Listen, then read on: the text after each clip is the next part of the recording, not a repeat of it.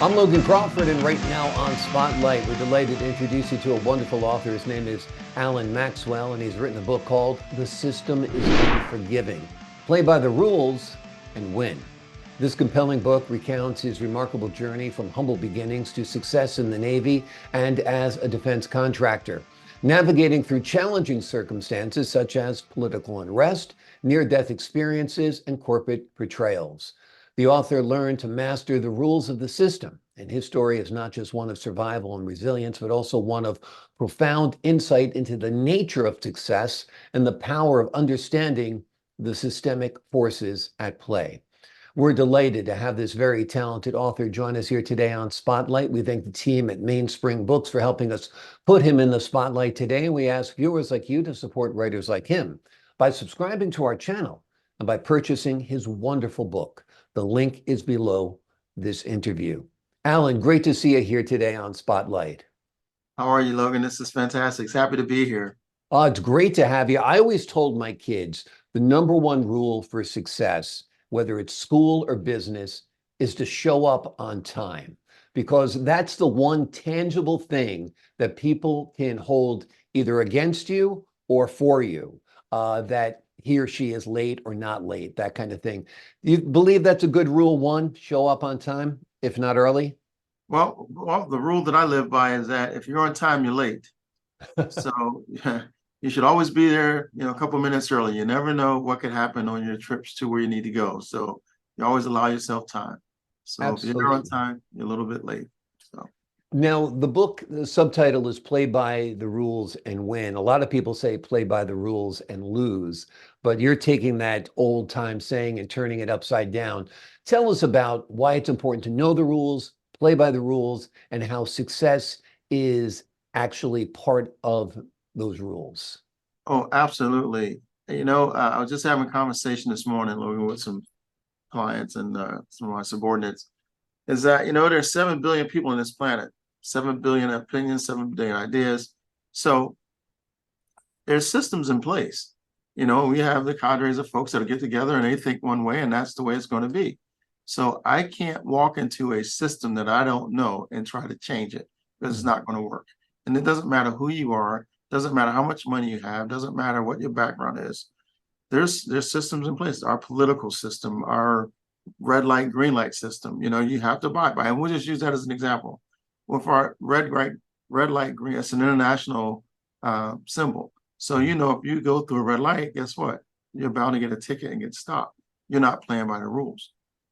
If you go through the light when it's green, you'll never get a ticket. Right. Now, if you understand the lighting system, and then you go, well, let me take it a step further. I now want a long street that have 10 lights. There's times, so it takes me 40 minutes to get from one to the next and next.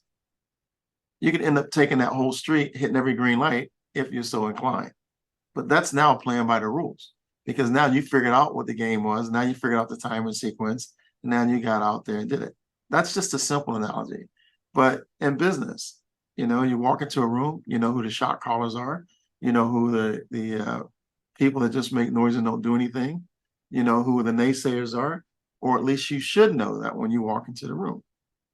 Where do you spend your time? You don't spend your time with the naysayer, because all that's going to do is waste your time. You spend your time with the shot caller. That's the person you want to impress. That's the guy who's going to give you the break that you need. That's how you win in the game. But if you walk in that room and you're the naysayer, guess what? You're going to walk out with nothing. So that's Exactly. how understanding the systems and understand playing by the rules works for you. That's a great, great analysis and a great expectation, because I always say there's two people or two kinds of people at work: the people who are actually doing something and calling the shots, like you said, and those who are like disgruntled. Oh, this place is awful.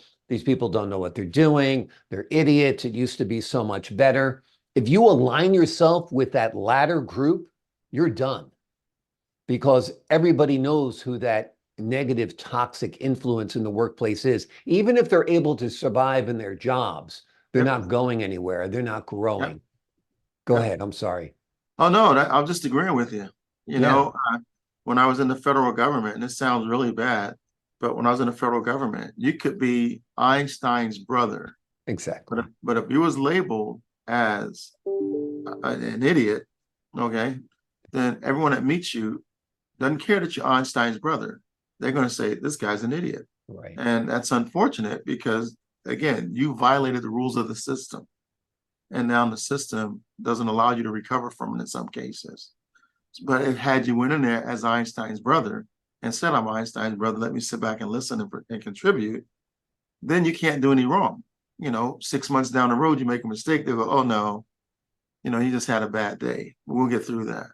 You see the difference? Oh, absolutely. It's a Yeah. huge difference. It's a world of Yeah. difference. It's a Yes. world of either making it or not making it. I also like the way you view everything as a system. And it's true. Traffic light system, legal system. I mean, think about how difficult that is to navigate.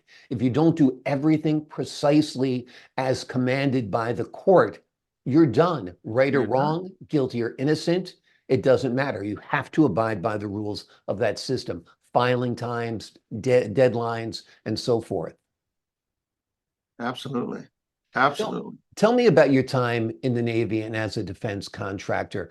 Obviously, these are very precise systems you're involved with as well. And in order to succeed like you have, you needed to play by the rules. And this is great. And I tried to articulate it in the book, but my beginnings, I grew up in North Philadelphia, which is probably the worst area on the planet. Mm. But definitely didn't realize how poor my family was until I joined the Navy. Mother and father divorced. I ended up down in South Georgia, where in 1970 it was a very racially intense area because they were just integrating and segregating. Being from the inner city, not understanding the South, I had to quickly learn that one, I didn't like what I saw, but I didn't understand what I saw. Therefore, I can't combat something that I don't know how to deal with. So my action was to use the Navy as an escape vehicle. Problem statement was I went into the Navy carrying all that baggage.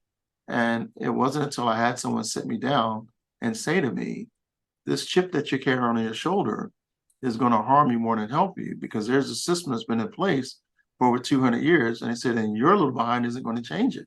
Mm. So it drove me. And this is when I first started realizing about a system. Yeah. So I started looking around saying, what is this person talking about in the system? So I enlisted into the Navy and I'm watching some of my colleagues getting promoted faster than I and getting even commissioned as officers. And I'm thinking, well, wait a minute, I'm better than these guys. I know I'm smarter than these guys and I know I work harder than these guys, but why am I not being recognized? Well, because I was that guy with the chip on my shoulder, shutting everybody down. Didn't want to take the time to learn the Navy system. Had that aha moment, got up, I learned how to write my evaluations properly.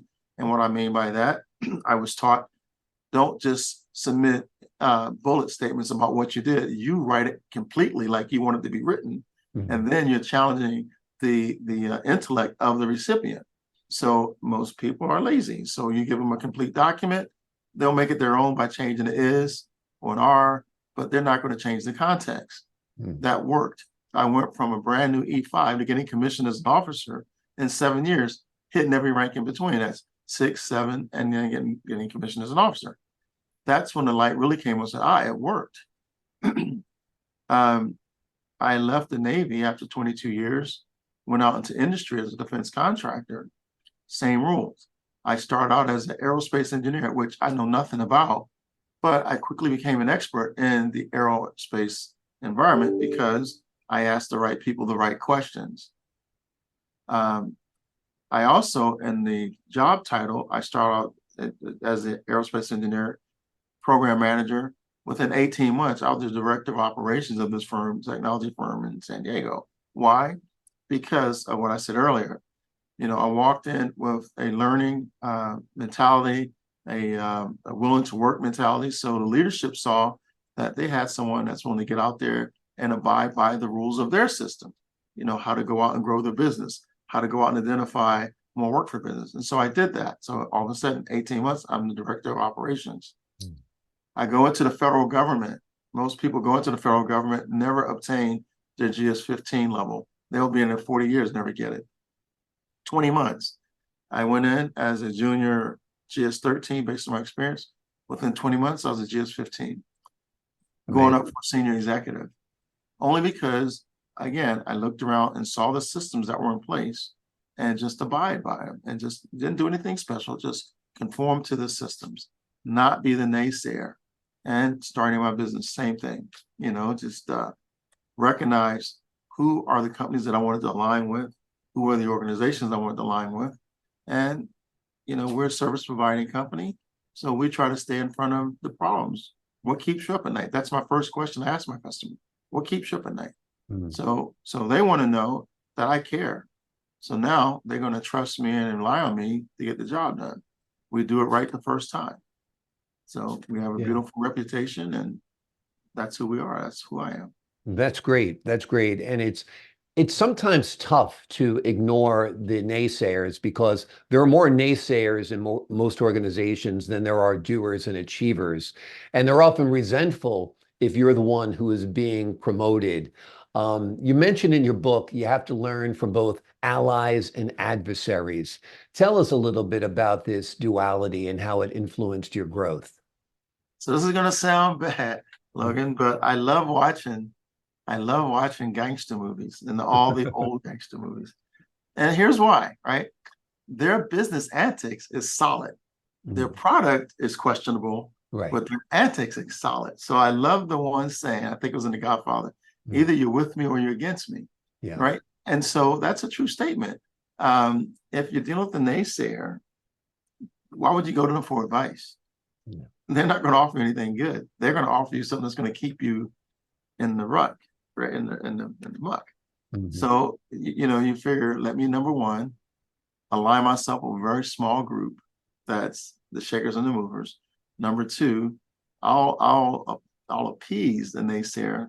I won't turn them off and make them even more aggressive toward me, but I'll certainly appease them just to keep them out of the way and keep them calm. But my focus isn't him. My focus will be on the movers and the shakers. And so that's the idea of people that's not for you. And of course, there's a saying that says 50% of the people know you, love you, the other 50% hate you. You can't control that. Exactly. So why waste your time? Exactly. Exactly. And that's another thing I've always said during my work life. People are going to hate you sometimes just because you breathe. Because. Yeah, you can't do anything about them. I can't stress how invaluable this advice is.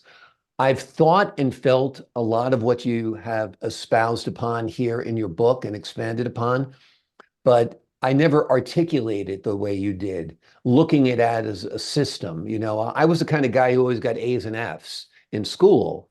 And primarily it was because I wasn't following the rules of the system. I was turning in papers late, that kind of thing. So if you do want to succeed, no matter what the system is, you have to know the rules. You have to abide by the rules. And sometimes you have to even exceed those rules. When is it time, let me ask you this, and because people will, when is it time to break the rules?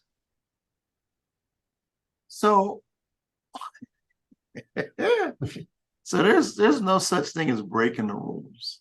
Okay. I like to think that if you're not leaning forward, you're wasting space. Yeah. So sometimes you need to step across the line, but you keep the other foot, on the good side. So you might want to bend the rules, but you don't want to break the rules, because breaking the rules is not a good thing, because now it shows that you are against the system. You're not abiding by the way the system is laid out. But if you bend the rules pretty far, there's forgiveness, because it could be written off as you didn't know, or maybe it was an overachiever and you got a little overzealous, but you're a pretty good person. But when you break the rules, you're a bad person at the end. One of the advice I always give my son is that you can't change the culture of a corporation. You have to live within that culture and deal with it and succeed within that culture. Do you agree with that? 100%. Okay. Absolutely. 100%. And culture basically is another word for system, because a culture is a system as well. Absolutely. This is great stuff. I think this should be mandatory for every high school senior, and then forced to read it again in their senior year of college, because nobody prepares you. Nobody prepared you. Nobody prepared me. Nobody teaches you how to succeed in school.